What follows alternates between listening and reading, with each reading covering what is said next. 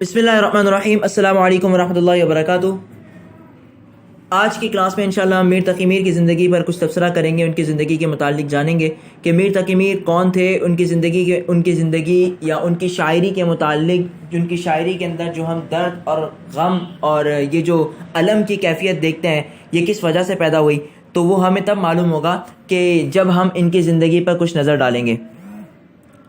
میر تقی میر کا اصل نام میر محمد تقی ہے اور میر ان کا تخلص ہے۔ 1723 میں پیدا ہوئے، 1810 میں ان کا انتقال ہوا۔ آگرہ کے شہر میں پیدا ہوئے۔ ان کے والد کا نام محمد علی تھا اور والد کے دوست سید امان اللہ کے پاس انہوں نے ابتدائی تعلیم حاصل کی۔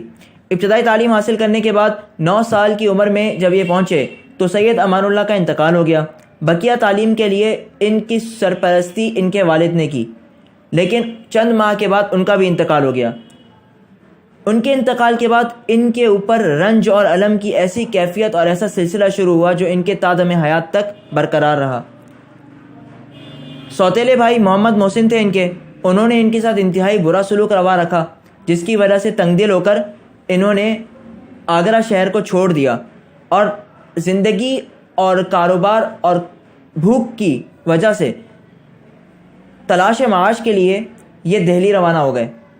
دہلی کے اندر ایک نواب کے ملازم ہو گئے۔ نواب بھی کچھ وقت کے بعد ایک جنگ کے اندر مارا گیا اور اس کے مارے جانے کے بعد پھر یہ دوبارہ واپس آگرہ آ گئے، لیکن آگرہ آنے کے بعد ان کو کچھ خاص جو ان کا مقصد تھا وہ ان کو حاصل نہیں ہوا، تو اس وجہ سے یہ واپس اپنے خالو کے پاس سراج الدین آرزو جن کا نام تھا ان کے پاس چلے گئے۔ خالو نے ان کی تربیت کرنا شروع کی تو یہ بات ان کے سوتیلے بھائی سے برداشت نہیں ہوئی۔ سوتیلے بھائی نے پھر اکسانا شروع کیا ان کے خالو کو، تو خالو نے بھی ان پر زور زبردستی اور پریشانی کی کیفیتیں ان پر صادر کرنا شروع کر دی۔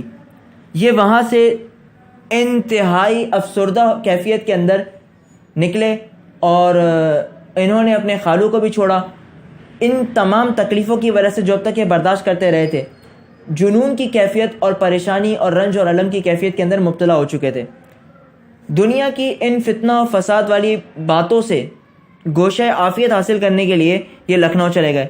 لکھنؤ جانے کے بعد ان کی شاعری، جو یہ خود کلام لکھتے تھے اور لوگوں کو سناتے تھے، تو ان کی شاعری کی ایسی دھوم مچی کہ نواب آصف الدولہ انہوں نے 300 ماہانہ پر وظیفہ مقرر کر دیا ان کا، اور پھر ان کو ہر ماہ 300 وظیفہ دیا جانے لگا۔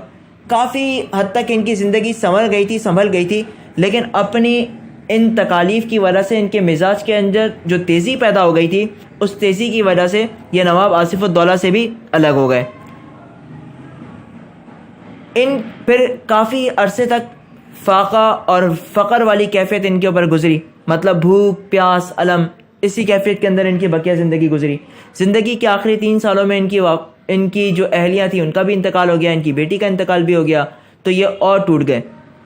اسی کیفیت کے اندر سن 1810 کے اندر لکھنؤ میں انتقال کر گئے اور وہیں پر ان کی تدفین ہوئی۔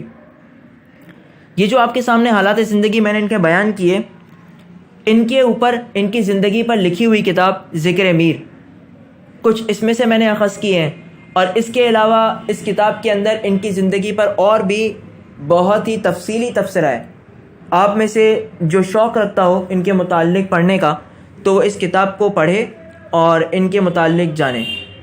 وآخر دعوانا الحمدللہ رب العالمین۔